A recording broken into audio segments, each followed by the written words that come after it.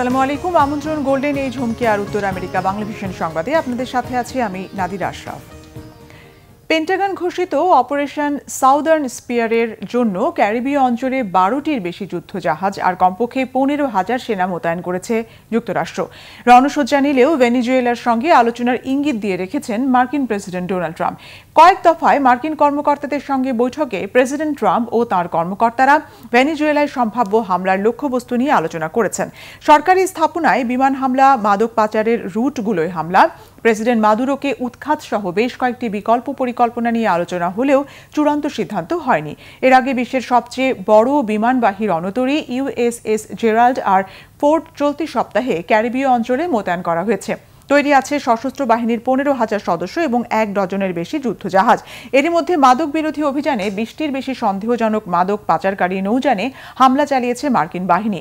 পাল্টা প্রস্তুতি হিসেবে সীমান্ত আর স্পর্শকাতর কৌশলগত স্থাপনায় অস্ত্র ও সেনা মোতায়েন করেছে ভেনেজুয়েলা। নতুন মেয়রের কাছে নিউ ইয়র্কের দায়িত্ব হস্তান্তরের প্রস্তুতি চলছে জোরে সোরে। শপথ অনুষ্ঠানে ইসরায়েলের প্রধানমন্ত্রী বেনিয়ামিন নেতানিয়াহুকে আমন্ত্রণের তীব্র নিন্দা জানিয়েছেন নবনির্বাচিত মেয়র জোহরান মামদানি। বলেছেন, শিগগিরই দেখা হতে পারে প্রেসিডেন্ট ডোনাল্ড ট্রাম্পের সঙ্গে। নতুন মেয়র ও প্রশাসনের কাছে দায়িত্ব বুঝিয়ে দেওয়ার প্রস্তুতি নিচ্ছেন বিদায়ী মেয়র এরিক অ্যাডামস। এই ব্যস্ততার মধ্যে তিনি ইসরায়েল সফরে গেছেন। সোমবার বৈঠক করেছেন ইসরায়েলের প্রধানমন্ত্রী নেতানিয়াহুর সঙ্গে। ওই বৈঠকে নয়া মেয়রের শপথে নেতানিয়াহুকে আমন্ত্রণ জানিয়েছেন এই বিদায়ী মেয়র।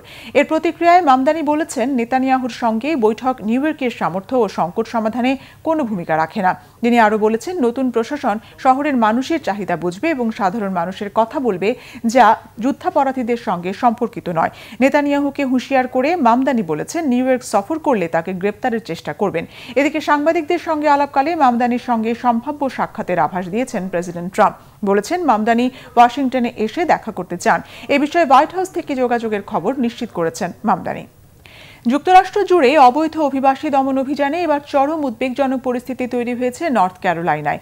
মাত্র 2 দিনে শার্লট শহর থেকে গ্রেফতার করা হয়েছে অন্তত 130 জনকে। এর প্রতিবাদে ব্যানার ফেস্টুন নিয়ে রাস্তায় নেমেছেন বিক্ষুব্ধরা। সীমান্তরক্ষী বাহিনীর পাশাপাশি অভিবাসন ও শুল্ক বাহিনী আইসিই সদস্যদের অভিযান, ধরপাকড় ও হয়রানির প্রতিবাদে বিক্ষোভ হয়েছে নর্থ ক্যারোলাইনার, রেলিক, শার্লট সহ বেশ কয়েকটি শহরে। জোর করে বিতরণের তথ্য উপাত্ত তুলে ধরেন বিক্ষুব্ধরা। প্রেসিডেন্ট ডোনাল্ড ট্রাম্পকে অভিবাসী বিরোধী নীতি থেকে সরে আসার আহ্বান জানিয়েছেন প্রতিবাদ কর্মসূচিতে অংশগ্রহণকারীরা। গত কয়েক মাসে নিউ ইয়র্ক, ওয়াশিংটন, শিকাগো সহ বিভিন্ন শহরে চলমান ধরপাকড়ে অভিবাসীদের মধ্যে আতঙ্ক ছড়িয়ে পড়েছে। ইলিনয় অঙ্গরাজ্যের শিকাগো আর অরেগন অঙ্গরাজ্যের পোর্টল্যান্ডে ব্যাপক তল্লাশি আর ধরপাকড় চালানো হয়েছে। সেখানে শুধু অক্টোবর মাসেই গ্রেপ্তারের সংখ্যা 560 জন ছাড়িয়েছে। ক্ষেত্রবিশেষে পরিস্থিতি নিয়ন্ত্রণে নামানো হয়েছে ন্যাশনাল গার্ডও।